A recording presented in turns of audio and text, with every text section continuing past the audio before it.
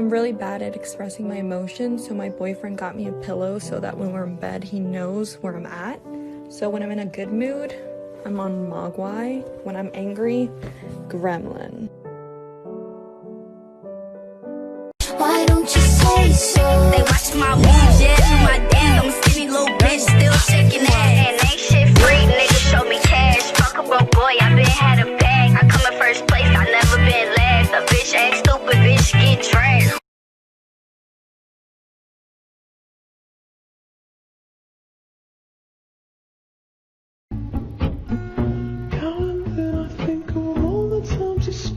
Someone asked me to cover this case, and that's what I'm going to do right now. This is the case of Jasmine Richardson, also known as the Richardson family murders. On the 23rd of April 2006, the Richardsons were found slaughtered in their home. Mark, who was 42, Deborah, who was 48, and their young son Tyler, who was only 8 years old. Mark and Deborah's daughter Jasmine was not found at the scene. At first, the police believed that she had been kidnapped. The police looked everywhere for Jasmine. They looked in her bedroom and they could not find her. They went to her school, looked in her locker, and they found something strange. The police found a picture that Jasmine had drawn. It was a picture of her family burning inside a house and herself and her boyfriend outside the house. Jasmine had a 23-year-old boyfriend, and her parents and her friends were not fond of this. Jasmine's boyfriend claimed he was a 300-year-old werewolf and he would constantly wear a veil of blood around his neck. Jeremy had an account on a website called vampirefreaks.com. At first, it was thought that Jasmine and Jeremy met on this website. However, Jeremy's friend said they met at a punk rock show in 2006. They would communicate on a popular Canadian website called Nexopia, and Jasmine's username on this website was The Runaway Devil. At first, Jasmine claimed she was 15. Jasmine and her boyfriend were obsessed with the movie Natural Born Killers. This movie is about a young couple who go on a killing spree. On the 23rd of April 2006, Jeremy and Jasmine went into the Richardsons' home and slaughtered the family. Jeremy stabbed Deborah at first. When Deborah cried for help, Mark came downstairs and he tried to fight Jeremy away, but he ended up stabbing Mark as well.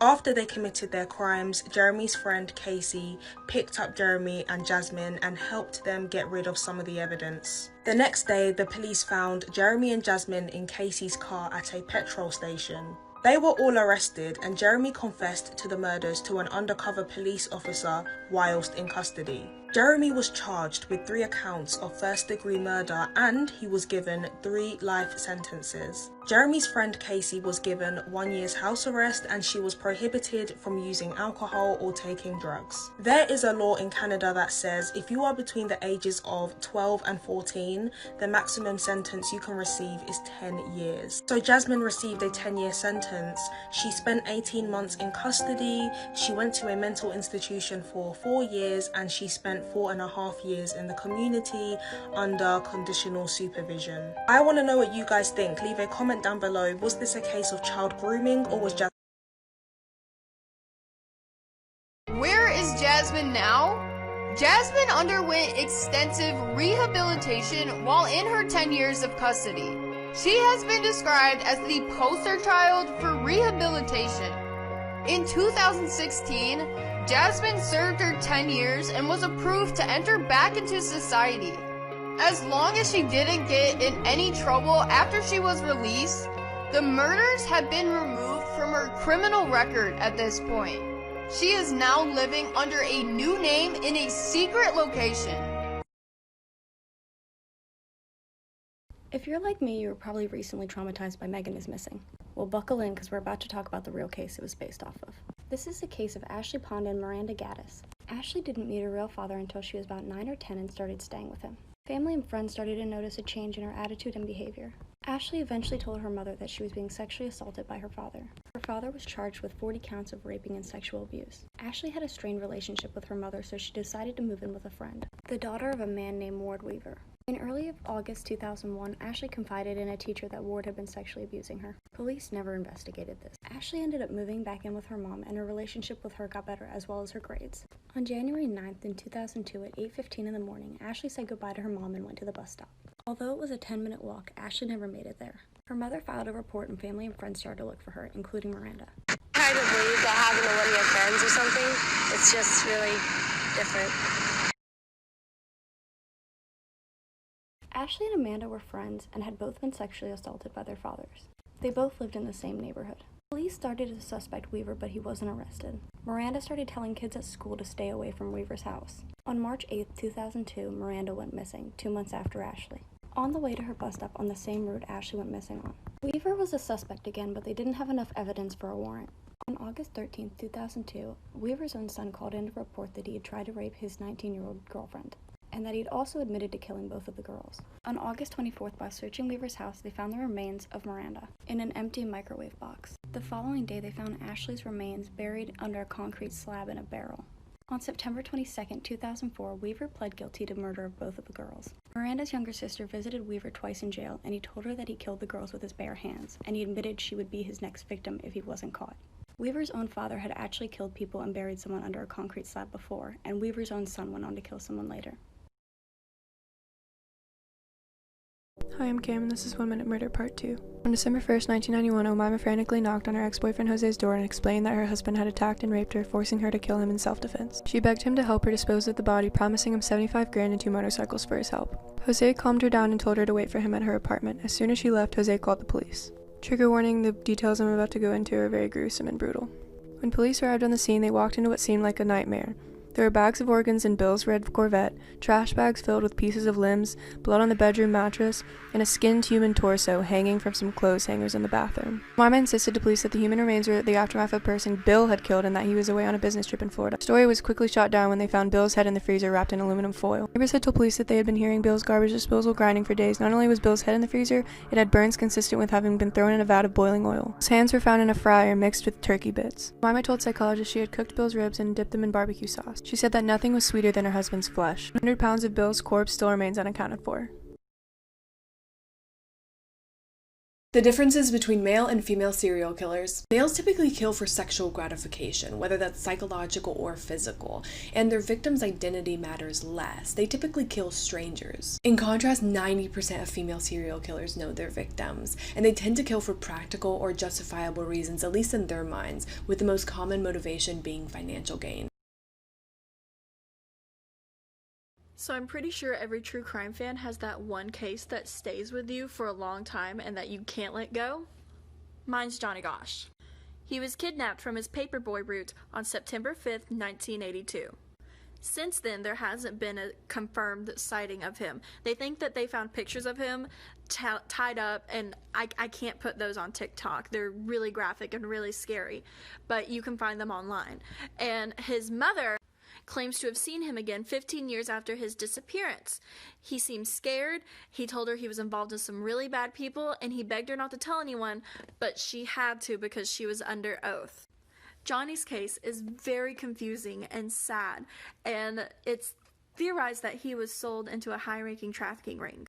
Unfortunately, due to his case's association with traffickers, the Pizzagate theorists really picked up on his case, and there's a lot of misinformation. But the confirmed evidence and information we do have is wild. I bit the apple 'cause I loved you, and why would you lie? And then I realized you're just as naive as I am. Oh, you're so traumatized, it makes me wanna cry. You dumb motherfucker, I loved you, I loved you, I loved you, it's true. I wanted to be you and do what you do. I lived here, I loved here, I bought it, it's true. I feel so stupid and so abused. This is the weirdest, most toxic marriage I've ever seen in the history of life. So this is Linda, and one day she was just hanging out at the Bronx when all of a sudden a car pulls up, stops in the middle of the street, and out comes good old Bert. He was a successful attorney, and he was like, listen, you're the most beautiful person that has ever existed. Please date me. So she does, and they start dating, and it was really cute in the beginning. And then she finds out that he has a wife and a kid at home. Now, you would think that Linda would be the one that would be mad, but Bert got mad and he said, listen, if I can't have you, ain't nobody gonna have you. And when I'm done with you, nobody's gonna want you. End quote.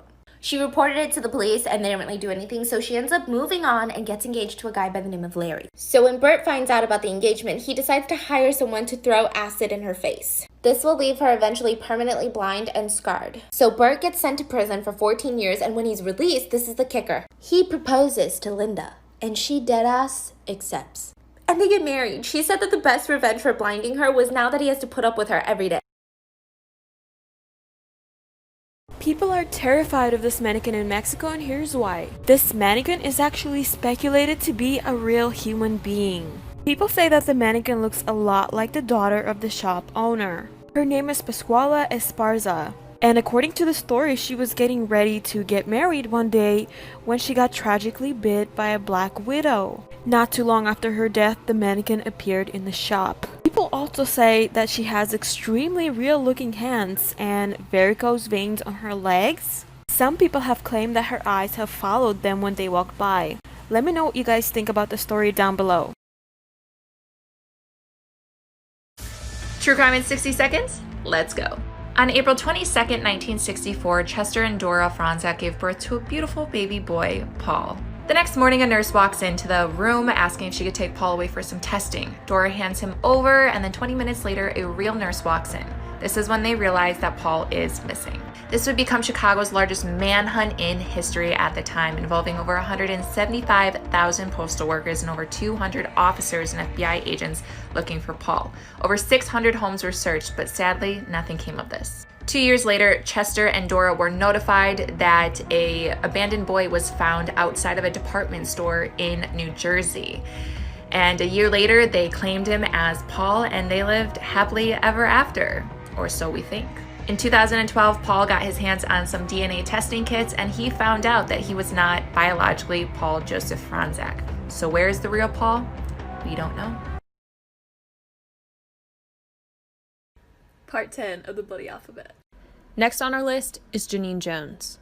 Janine was a pediatric nurse who killed anywhere between 11 and 46 infants and children who were in her care. She would deliberately inject her patients with drugs that are known to paralyze the heart or cause other medical crises. After injecting the children with these life-threatening chemicals, she would then attempt to revive the children to receive attention and praise for saving their lives. She was also charged with poisoning 6 children near San Antonio, Texas. At the time of these 6 murders, she was working in a pediatric physician's clinic. Janine was scheduled for mandatory release in 2018, but then was retried and convicted of another murder of 11-week-old Joshua Weeks. Janine Jones received a life sentence and was immediately sent back to prison. Like for more. It just doesn't make sense. This case is strange. Joshua Maddox went missing in 2008, and he wasn't found until 2015. When an unused cabin a quarter mile away from his home was being demolished, his body was found inside the chimney with his knees above his head, and the police ruled it an accidental death, and they said he climbed in from the top and got stuck. But that doesn't explain how he got in the chimney, because there was a metal grate on top of it blocking the entrance, and he couldn't have gone in through the fireplace because there was a heavy breakfast bar that had been ripped out of the wall and pushed in front of it. Or why he was only wearing a shirt. All his other clothes were folded up inside the cabin. So he would have had to have been inside the cabin, taken off his clothes, gone outside, climbed up on the roof, and then tried to enter the cabin again through the chimney?